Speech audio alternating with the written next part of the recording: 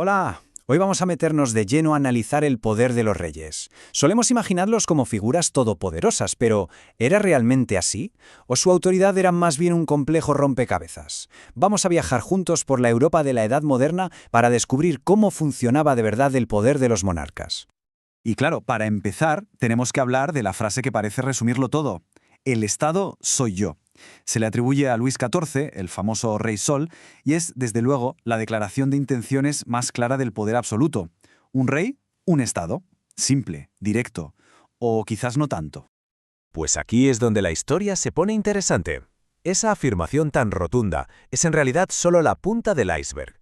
La gran pregunta es, ¿qué había detrás de esa fachada de control total?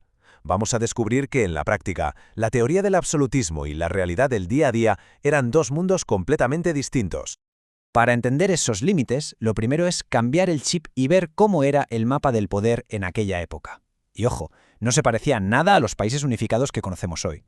Aquí entra un concepto que es fundamental, el de las monarquías compuestas. Aquí está la clave de todo. Una monarquía compuesta era, básicamente, un mosaico de territorios. El rey no gobernaba sobre una nación uniforme, sino sobre un conjunto de reinos y señoríos, y cada uno tenía su propia identidad, sus propias leyes y sus propias instituciones. Era como ser el rey de muchos sitios a la vez y tener que respetar las reglas de cada uno. Estos territorios se unían de dos maneras. La primera, la unión accesoria, era para entendernos una absorción. El territorio nuevo adoptaba las leyes del reino principal y listo. Pero la fórmula más común y la que nos interesa era la llamada aeque principaliter. Un jurista de la época, Juan de Solórzano Pereira, lo explicó de maravilla. Dijo que los reinos debían gobernarse como si el rey que los tiene juntos lo fuera solamente de cada uno de ellos. O sea que el poder estaba fragmentado por diseño. El ejemplo perfecto de esto es la monarquía hispánica. No era un país como lo entendemos hoy, sino un conglomerado. La corona de Aragón mantenía sus fueros, es decir, sus leyes y privilegios de siempre. Portugal, durante el tiempo que estuvo unido, lo hizo como un reino aparte, y los territorios en América se vincularon jurídicamente a Castilla. Así que el rey no gobernaba sobre uno, sino sobre muchos, y cada pieza de ese puzzle tenía sus propias reglas de juego. Frente a toda esta fragmentación, ¿qué surge? Pues una idea potentísima, el absolutismo. Pero hay que entenderlo bien, no era tanto una realidad del día a día, sino más bien una ambición, una teoría política que buscaba justo lo contrario, centralizar y unificar todo ese poder disperso en las manos del monarca. La idea central viene de una máxima del derecho romano, princeps legibus solutus est, que traducido significa que el príncipe no está sujeto a la ley. En teoría, su poder era ilimitado, no tenía que rendir cuentas ni a parlamentos, ni a nobles, ni a nadie. Bueno, solo a Dios. Esta ideología se apoyaba sobre tres grandes pilares. El primero, el derecho divino. El rey lo era por la gracia de Dios, no porque lo hubiera elegido el pueblo. El segundo, la concentración de todos los poderes. El rey creaba la ley, la aplicaba y juzgaba. Y el tercero, la identificación total entre su persona y el Estado. De ahí, claro, el famoso «el Estado soy yo». Y esto no era una idea que se les ocurriera a los reyes sin más, ¿eh? Tenía un respaldo intelectual muy potente.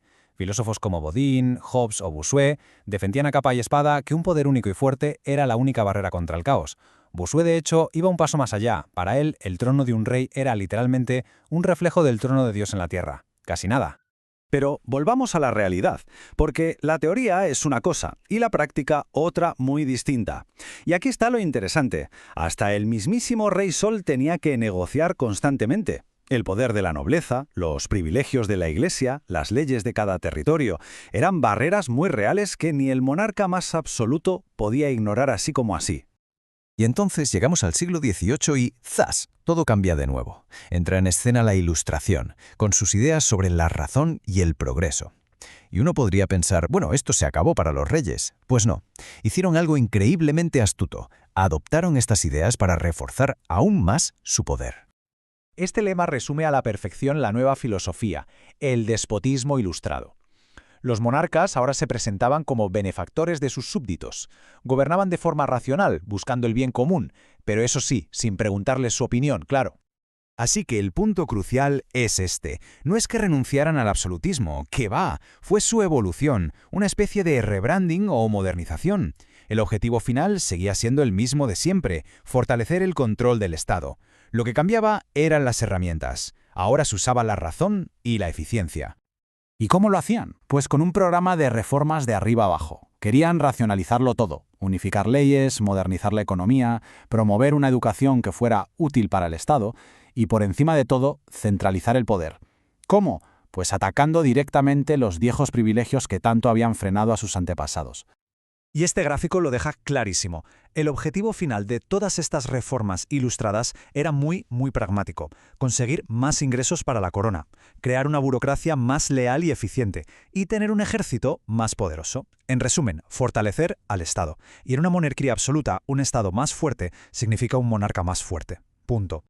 Pero aquí es donde la historia nos regala una de sus grandes ironías. Resulta que las mismas herramientas que los reyes usaron para perfeccionar su poder absoluto fueron las que, al final, acabarían provocando su caída. Si repasamos el viaje completo, vemos la evolución. Pasamos de las monarquías compuestas, todas fragmentadas, al ideal del absolutismo de Luis XIV. Luego, este modelo se moderniza con el absolutismo ilustrado.